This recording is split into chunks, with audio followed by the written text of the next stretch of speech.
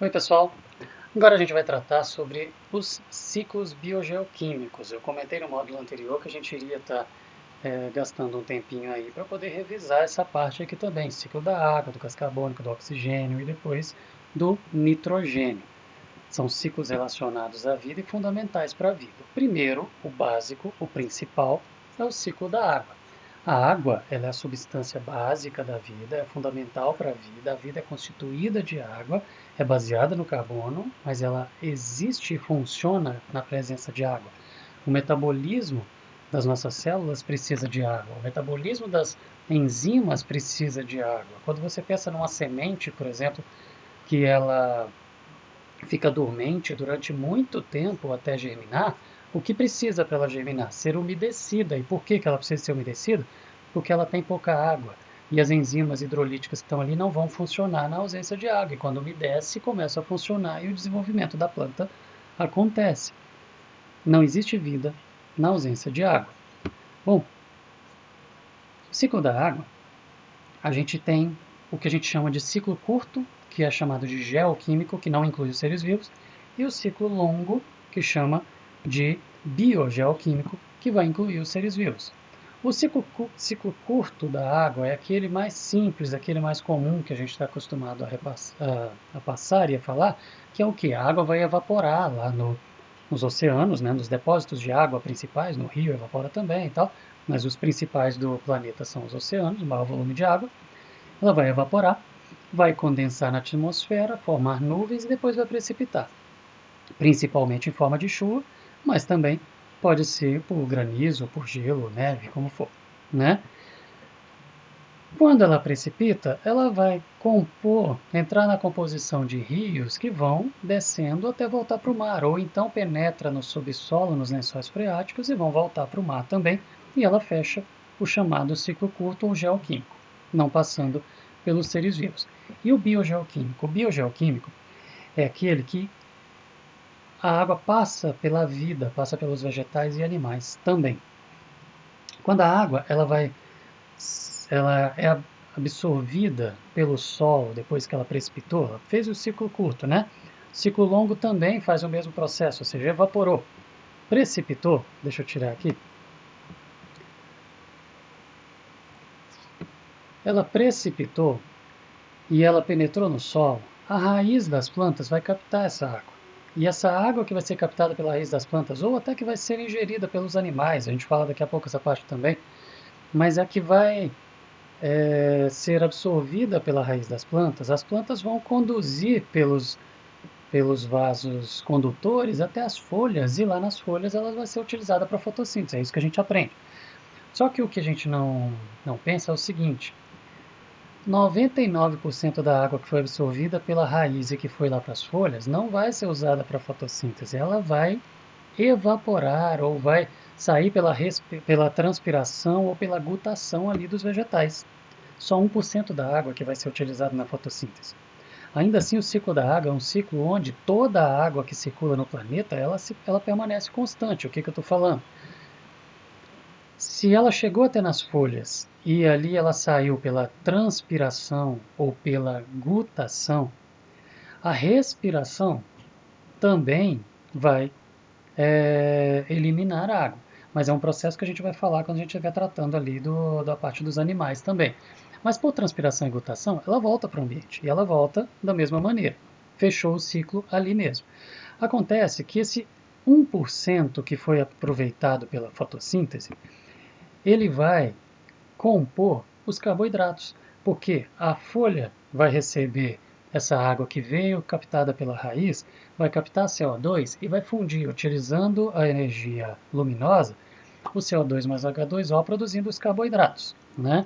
Esses carboidratos, eles vão compor a matéria orgânica, e aí ele vai seguir na matéria orgânica e a água está lá, em algum momento vai ser liberada.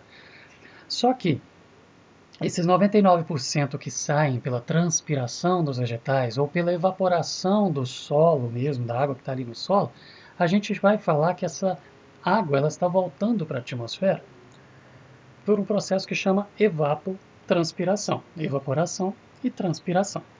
Só que os animais, eles podem ingerir a água, como eu falei, bebendo a água lá nos rios e lagos, por exemplo.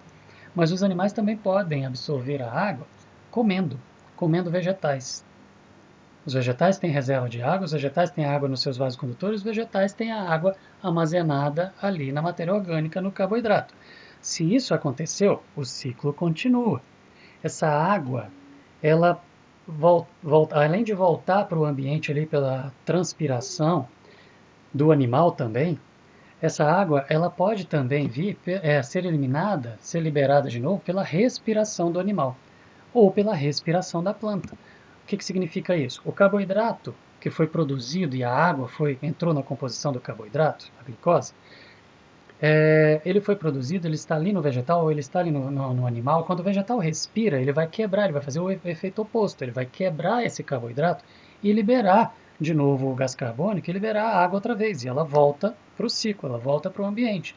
Um animal, quando ele respira, ele faz a mesma coisa, ele libera de volta a água e o gás carbônico. Então essa água ela foi fixada ali no carboidrato pela fotossíntese, mas em algum momento, ou no próprio vegetal pela respiração, ou no animal pela respiração, ela vai ser liberada. Como que o animal pegou essa água? Se alimentando do vegetal. Outra forma dela retornar é através da excreção e da ingestão dos animais. Os animais vão colocar para fora, por exemplo, na urina ali, eles vão colocar essa água para fora.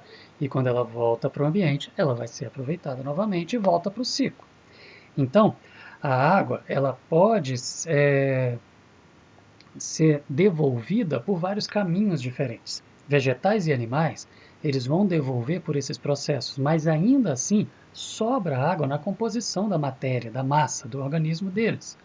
Quando esse vegetal, quando esse animal morre, entram em ação os decompositores e aí acaba. O restante da água que tinha sido fixada volta para o ambiente. E aí você fecha o ciclo e o volume continua constante, mantendo ali o equilíbrio no planeta. Interessante, né? Agora, o ciclo da água, você pode verificar ciclo curto e ciclo longo nesses esqueminhas que eu fui colocando em vários, cada slide tem vários aqui, tem vários esquemas diferentes com desenhos representando isso, mas você pode ter também o ciclo representado, muitas vezes, pode cair isso para você numa prova, com os termos, os nomes certos. Então você tem que simular isso tanto no desenhado, no esqueminha ali mais ilustrado, como nos retângulos aqui, nomes dos processos que vão ser conduzidos ali. Então você treine a partir dos slides na hora que você baixar das duas formas, ok? Agora, e o ciclo do carbono? Do mesmo jeito que a água fecha um ciclo e ela tem que fechar, porque senão você teria perda constante e em algum momento iria acabar, o carbono também tem um ciclo. A vida é baseada em carbono. Todas as estruturas de células de todos os seres vivos são baseadas em carbono. A vida no planeta é baseada em carbono e funciona na presença de água, né? Então, as moléculas, as proteínas, elas são estruturadas em cima de carbono também. As macromoléculas são estruturadas. Os compostos orgânicos estão aí. Então precisa de uma reciclagem. Como que esse ciclo vai acontecer? Vamos lá. O carbono ele entra nos vegetais. Mais uma vez, deixa eu tirar aqui a imagem. O carbono ele vai entrar nos vegetais através da fotossíntese, né? Através da fotossíntese, o vegetal vai captar esse carbono, a água, H2O, vai fundir ali no carboidrato e isso vai prosseguir, como a gente falou ali do ciclo.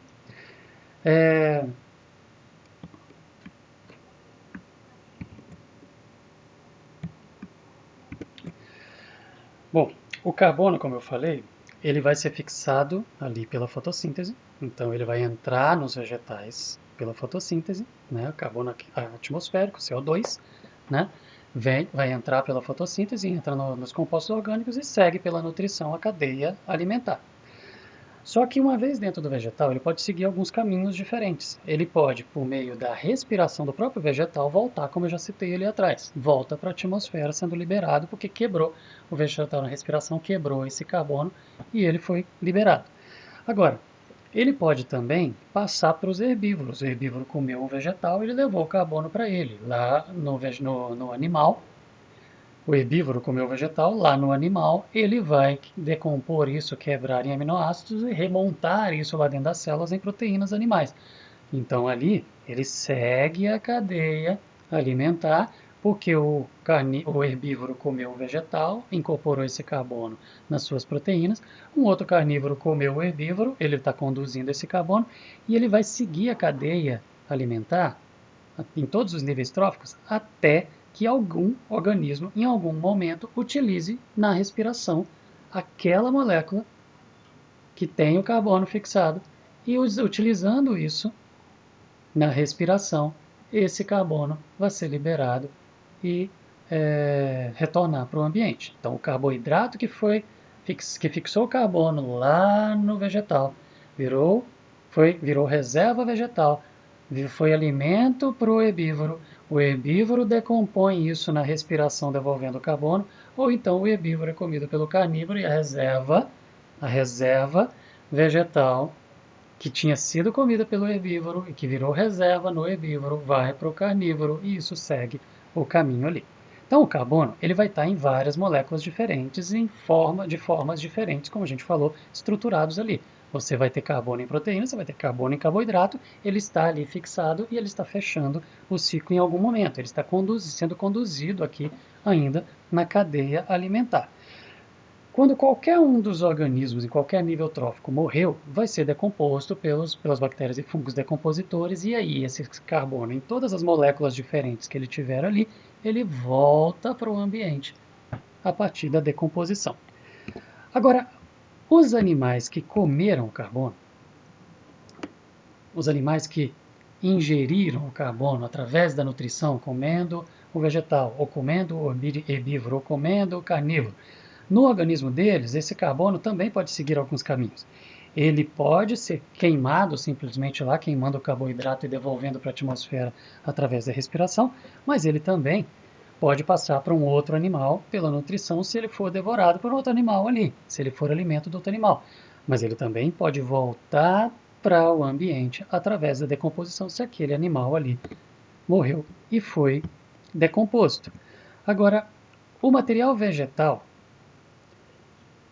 e o material animal, ou seja, esse carbono que está ali no vegetal e no animal, se ele não segue a cadeia alimentar, e se esse animal ou vegetal morreu subitamente, e ao morrer subitamente ele foi prensado ou foi soterrado, e ele vai ficando em grandes profundidades, com camadas acima dele, com muita pressão, esse carbono que veio de seres vivos ou vegetais ou animais, ele vai originar os combustíveis fósseis, que é o que a gente utiliza a partir da industrialização principalmente.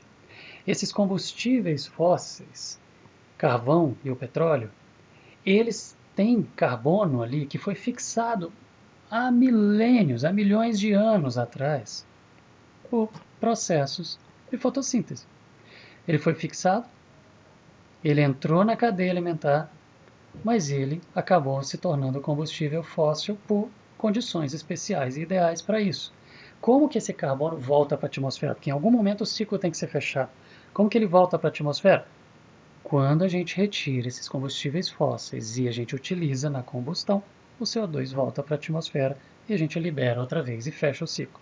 Então esse ciclo, como vocês viram, ele pode ser fechado rapidamente no próprio vegetal pegando e ele respirando, o vegetal fazendo fotossíntese e o vegetal respirando já devolve o carbono, como o vegetal fazendo fotossíntese e ele entrando como reserva na cadeia alimentar, ele pode ser eliminado só no final da vida daqueles seres vivos, ou ele pode ser eliminado, devolvido para o ambiente depois de milhões de anos, como a gente tem isso acontecendo agora aqui nos combustíveis fósseis sendo queimados.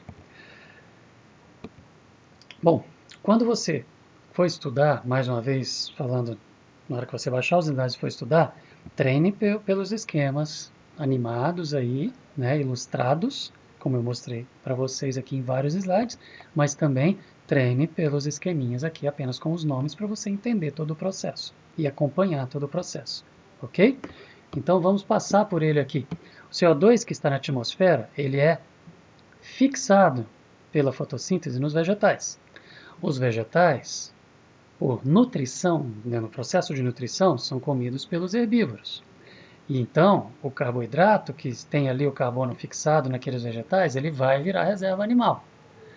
O animal ele pode utilizar isso na respiração e liberar para o ambiente. O próprio vegetal que fixou pode utilizar isso na respiração e liberar o CO2 para o ambiente. Mas se isso não acontecer, tanto o vegetal quanto o animal, em algum momento, eles vão liberar resíduos orgânicos que vão ser decompostos e voltar para a atmosfera. Se isso não acontecer, eles vão morrer em algum momento. E na morte, eles vão ou se tornar combustíveis fósseis ou eles vão ser decompostos. Se foram decompostos, volta para a atmosfera. Se viraram combustíveis fósseis, a gente está devolvendo para a atmosfera agora. Ok? Agora, e o oxigênio? O oxigênio, nós falamos de água, gás carbônico e oxigênio. Não existe vida sem a água. A vida na Terra é baseada em carbono. E a maior parte da vida na Terra depende do oxigênio. O oxigênio, todo o oxigênio que existe no ambiente, ele está aí liberado pela fotossíntese. A fotossíntese capta CO2 e capta H2O, converte em carboidrato e libera oxigênio. Então o oxigênio vai sendo liberado pela planta, mas em algum momento ele é utilizado também pela planta na respiração. Só que existe um saldo positivo. Todo esse oxigênio que está aí na atmosfera, ele veio da fotossíntese ao longo de milhões de anos. Todo o oxigênio que está na atmosfera veio da fotossíntese. Portanto, a gente teve um momento na história da vida da Terra que a gente não tinha o oxigênio disponível e ele não tinha esse ciclo, mas a partir do momento que a fotossíntese existiu, passou a liberar oxigênio e ter saldo positivo, nós criamos um ciclo do oxigênio também no nosso planeta, no nosso ambiente. Então agora vamos dar uma olhada para esse ciclo do oxigênio. Lá no início da fotossíntese, quando o H2O é quebrado, a fotólise da água ali, na presença de luz, quebra liberando H2 e O2. O H2 segue o processo bioquímico e o O2 vai ser liberado em oxigênio.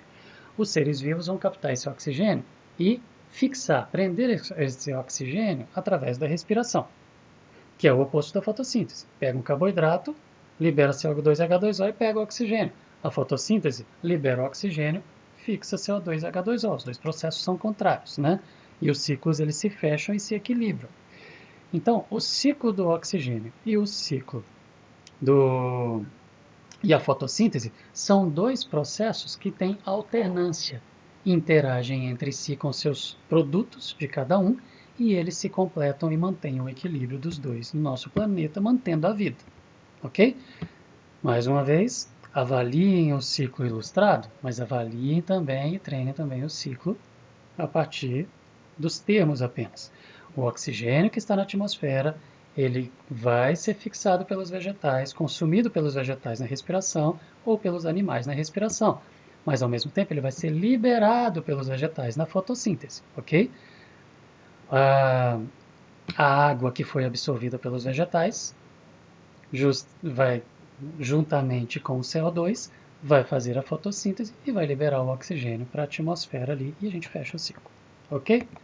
Então, daqui a pouco a gente volta no próximo módulo para a gente falar sobre o ciclo do nitrogênio.